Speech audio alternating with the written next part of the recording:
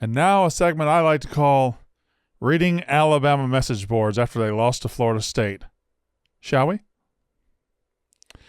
Lugnut, I'm sure he's a mayor somewhere in Alabama. We just need to lose more games so we can make sure DeBoer's canned. Straight and to the point. Pretty cut and dry right there. Crimson Cade on BamaOnline.com says, is college football dying? These people have lost for the first time in 20 years. They've been on top of the sport 20 years. They lose one game to Florida State. Is college football dying? Oh, I should say in Alabama accents. Is college football dying? I know this is easy for us Bama fans since we lost, but the other games and game day just doesn't feel the same. I feel like not many people care anymore. It's so sad to me. What do y'all think? I think you need to get over it, you losers. You finally, for the first time, you're like the rest of us. You're actually losing football games, and you're like, is college football dying? No, your program's dying, and Kalen DeBoer's killing it, and it's great. Polecat62 on Bama Online says, I would be dumpster diving for scrap metal to cash out and send in if we could get Pruitt for DC and Lane Kiffin for HC. At least we could play defense and score some points. I could deal with Lane's analytics too. That's where we are in 2025. It's Alabama fans absolutely begging the gods for a coach that Tennessee fired and Ole Miss's head coach. God, I love 2025 football so much. Mike Rodak says an Alabama fan just called in Sirius XM College Sports Radio and said Alabama should fire Kalen DeBoer and hire Vanderbilt's Clark Lee. Never mind. This is my favorite moment of college football 2025. Alabama begging to hire Vanderbilt's head coach. Mwah. So great. For those who don't know, I have a D1 prospect at center in my son. It's really sad to have to question whether or not I'd send him to Alabama to continue his athletic academic journey should he have that opportunity. Never would have thought I'd have to. This is how batshit crazy these people are. One loss to Florida State, and now they're not sending their kids to Alabama. You know why? Because most of the fan base can't find Tuscaloosa on a freaking map. That's why. I'm sure his son's probably not going to be in college anyway. Unless he is. Good luck to you, son. Ooh. Chelsea Sturm says he had this is on Saban. Yeah, that's who we're blaming. We're blaming Nick Saban, the greatest college football coach ever that gave you 2 decades of his life, and you idiots ran him out of town. Nick Saban, he had a golden opportunity to fix college football. Oh, my God. This is so delicious. I might not eat for a week, and I'm fat. This is on Saban. He had a golden opportunity to fix college football but chose to retire.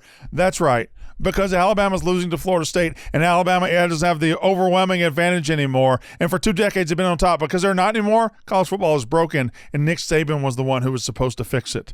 If he had stayed and built a large NIL fund, yeah, because you guys definitely weren't paying players before NIL, bought the best team every year and shoved winning national titles down America's throat, they demand change, and Congress would have acted.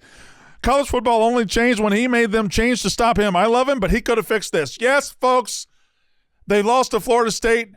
Therefore, Nick Saban has failed Congress. Leave Womack and his bullshit defense in Tallahassee. He can't blame anyone but his defense for all 31 points given up. Oh, my goodness. I keep waiting for the report that the entire team had food poisoning, and that's the reason everyone looks so lethargic, and everything will be better now. That's going to happen, right? Trash Panda tweeted that, and God, Trash Panda, I feel so sorry for you guys. This might be one of the more unhinged ones I've seen. Everybody, let's dive into the mind of an Alabama fan. Trust me, it won't take long. Sark could not return that favor. The covenant was broken. Already we're getting biblical. We lost to Florida State, so a covenant was broken. In life, this is from Admiral Aiden 9. Admirably Aiden 9. God bless you. In life, let me do a dramatic reading of this one.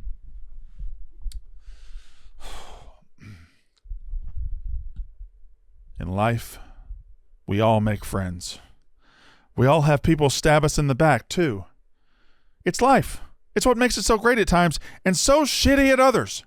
Steve Sarkeesian owes everything to Nick Saban. Literally everything.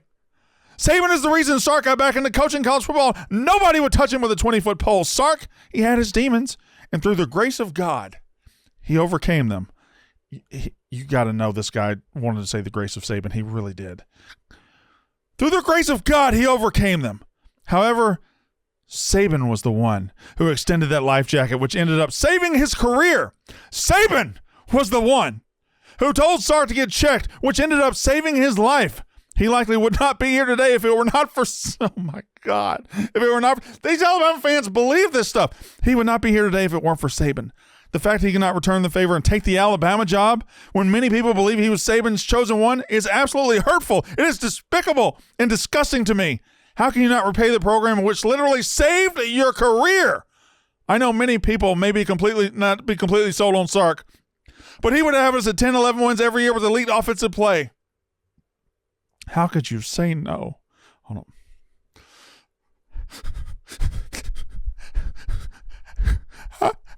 How could you say no to the university and coach that saved your life, your marriage, and your career? It is beyond me. And that is reading Alabama fan message boards after they lost to Florida State.